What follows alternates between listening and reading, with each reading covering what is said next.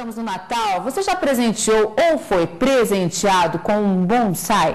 Essas pequenas árvores são cultivadas para reproduzir exatamente a aparência e a evolução de espécies em tamanho original. A diferença é que nelas é aplicada uma técnica oriental de cultivo que não transforma somente as plantas. Pode nos fazer mais pacientes, mais tolerantes, se seguirmos os preceitos ensinados por um mestre que vamos conhecer agora.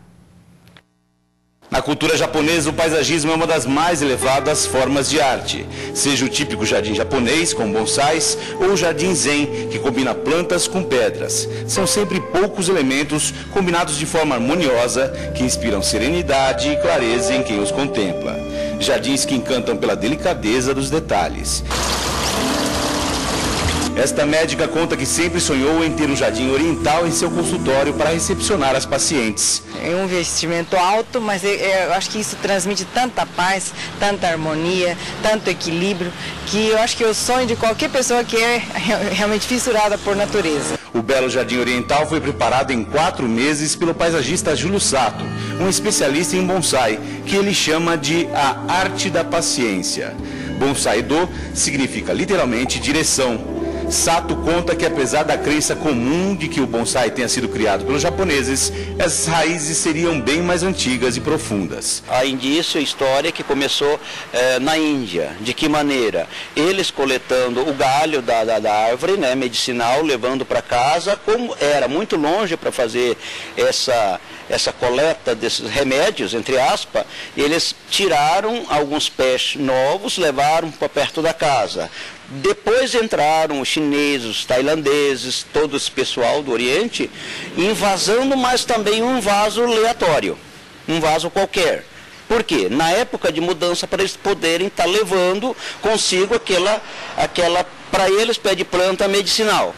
Depois disso que os japoneses pegaram, onde aprimoraram com a técnicas de aramação, com vasos próprios para bonsai, estilização dos bonsai, deram um nome. No viveiro em que produz bonsais de cerca de 50 espécies em Campo Grande, ele nos deu uma lição de história sobre a arte milenar de produzir pequenas maravilhas a partir da natureza. Aqui eu formulo um substrato para as plantas que dão flores e fruto, para os coníferos, pinheiros, uma outra fórmula de terra, e para as plantas que só dão folhas, tipo o humus, por exemplo, esse que eu acabei de trabalhar ainda há pouco. Mas por que essa diferença?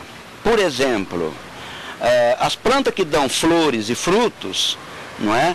Ela precisa de bastante item que contém fósforo para incentivar a floração da planta. Ministrando aulas para apaixonados por bonsai de vários lugares do país, seu Júlio explica que o segredo de uma planta saudável está no cuidado quase artesanal das plantas e da terra. Mas o segredo do substrato ele não revela. A maioria dos bonsaístas modernos utilizam um único tipo de substrato para todos os bonsais produzidos. Já o seu Júlio prefere trabalhar com 3 grandes grupos, um voltado para plantas coníferas, outro para bonsais frutíferos e ainda um terceiro, voltado apenas para bonsais que produzem simplesmente folhas.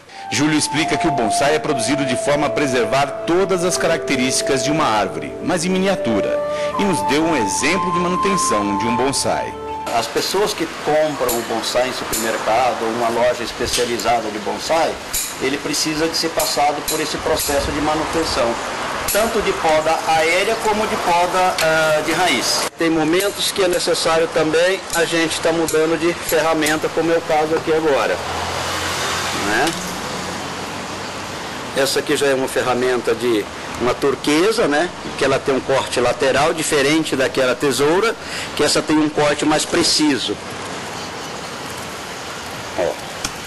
Todas essas características, nós bonsaístas que proporcionamos para a estilização dos bonsais.